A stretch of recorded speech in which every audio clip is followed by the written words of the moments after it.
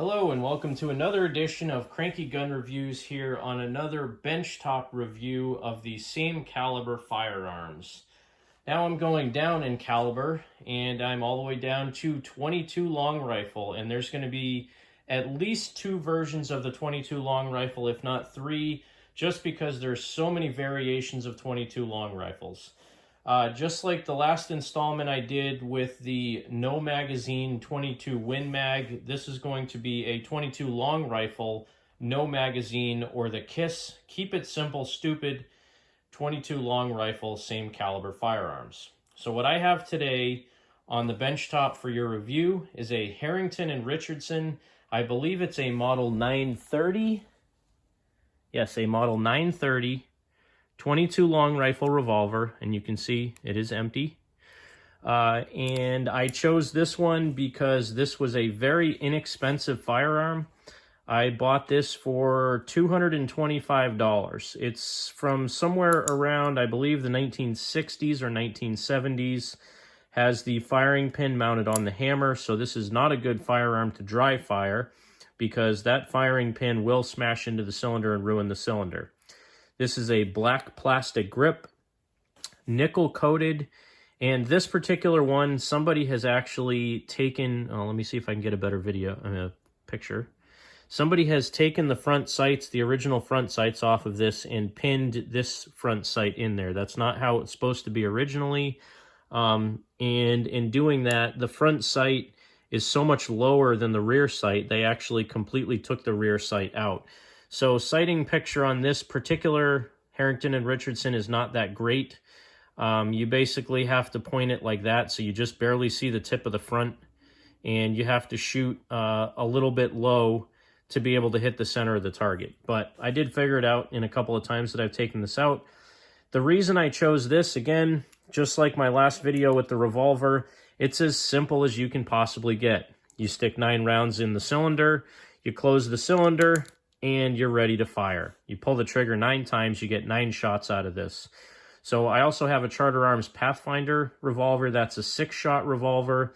I like this one a little bit better just because it has 9 shots. The Charter Arms also has target sights on it, so it's a little bit better from the standpoint of being more accurate than this particular one. I'm not saying that Harrington & Richardson revolvers are not accurate. I'm just saying that this one, because the sights have been modified on it, it's not the best. But there's the pistol version of the 22 long rifle, keep it simple, stupid, 22 like caliber. And then for the rifle, I have a good old Marlin 60. Now this particular Marlin 60, it's actually, I believe, the second rifle that I purchased, or the first rifle. I think the second rifle I ever purchased was this Marlin 60. And originally this had a Beach factory stock on it. This laminate stock is actually a Marlin factory stock off of a stainless steel Marlin 60. I like the look of this. The laminated stock's better than the solid wood ones. So I bought the stainless steel Marlin 60, tuned it all up, got it working fine, and then decided I wanted to sell it to a buddy of mine. So I took the stock off and put it on my original Marlin 60.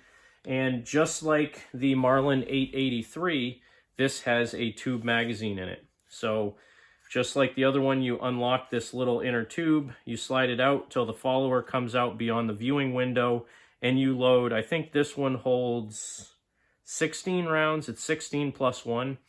There's a few different variations of the Marlin 60. You had ones that had a 14-round magazine tube with, I think, an 18-inch barrel. This is a 20 or a 22-inch barrel with, I believe, a 16-round magazine tube. I'd have to go back and look at my some of my older videos to remember. But this is an older model. This is from, I believe, 1986. And semi-automatic, holds quite a few rounds. It does take long rifle only, not short or long. So it has to be long rifle only. Not a big deal. 22 long rifle can still be found.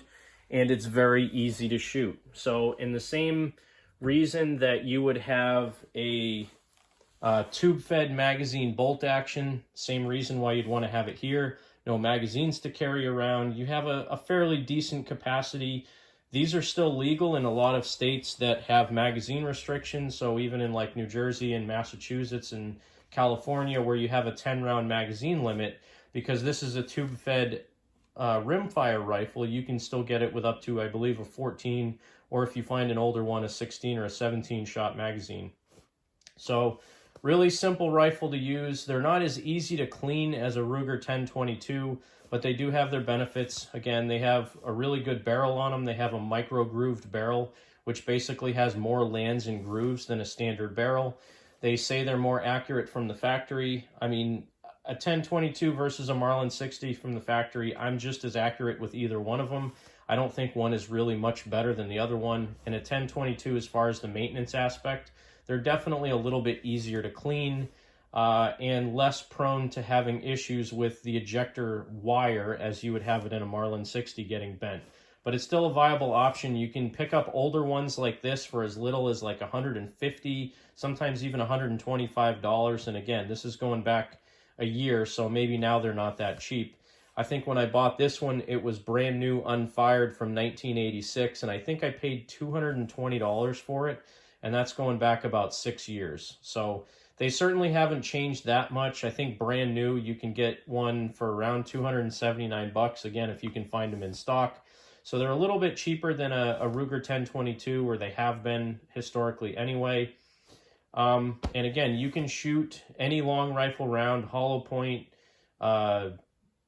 any higher velocity ones like the hyper velocity Yellow Jacket and things like that. They recommend not shooting in the Marlin 60. So I mean, any one of your mini mags or any one of your target ammunition, anything like that, usually over 1050 or 1200 velocity, between like 1050 and 1450 is what they're rated for. And of course the pistol, the beauty of having the pistol is you can shoot anything in that. You can shoot shot shell, you can shoot subsonic, you can shoot standard velocity, high velocity, hyper velocity, and the pistol will handle it. So that's kind of a nice handy thing to have if you're out in the woods and you needed, you know, again, if you had to escape and you needed just a rifle for hunting squirrels or something like that. The pistol's a great option because you have the availability to put, you know, snake shot, bird shot, something like that in it, as well as some Calibris, which are really quiet and about 450 feet per second. You can shoot those out of the pistol, as well as any long or long rifle cartridges. So really diverse amount of ammo that you can shoot out of the pistol. But again, the beauty of having both of them in at least the long rifle cartridge is you can buy bulk 22 ammo and shoot it in both of these rifles, and that's pretty good if you ever had to bug out and grab a rifle and a pistol, and you could probably easily carry 1,000 rounds of 22 with you for about the same weight that you would get for half or less than half of that ammo in a 9mm or a 380 or something else. So the portability of this is really good, as well as the availability of the ammo and just the fun to shoot. So, I mean, even if you just buy them to get used to shooting, you get a really light recoil cartridge. It still can take squirrels and small game.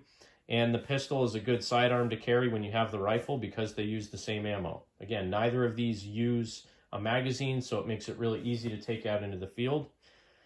So that's the keep it simple, stupid version of a 22 long rifle, pistol, and rifle in the same caliber. Thanks for watching Cranky Gun Reviews. Have a great day. Make sure you support your 2A rights. God bless America.